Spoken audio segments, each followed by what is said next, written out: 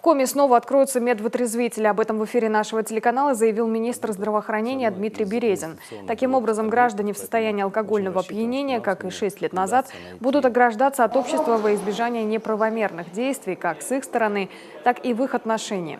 Напомним, волна закрытия спецучреждений тогда была обоснована чисто экономическими соображениями. Их содержание обходилось государству в копеечку. Тогда перепивших товарищей стали доставлять в дежурные части и больницы, что обоснованно вызвало негодование всех сторон. В 2013-м власти официально признали, особые места нужны, но встал вопрос где. За короткое время помещения успели приспособить под другие нужды. Первый пункт мы уже открыли в городе Усинске, он работает второй год, работает успешно. В Сыктывкаре мы уже взяли в собственность помещение из городской казны.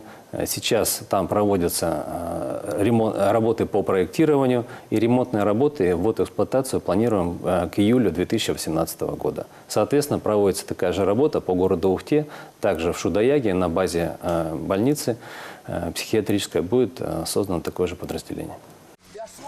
Таким образом, функции работы с такими людьми взяли на себя не силовики, как раньше, а медики. И это несмотря на прямую заинтересованность МВД. По их статистике, более половины преступлений в Коми совершаются в состоянии алкогольного опьянения. На примере Усинска теперь условия сродни санаторию. Пациента сначала осматривают в приемном покое, затем помещают в отделение, где медработники в режиме 24 часов наблюдают за ним до полного вытрезвления.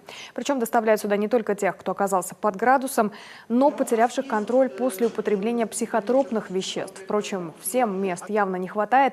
Максимальная вместительность усинского аналога вытрезвителя всего 5 человек.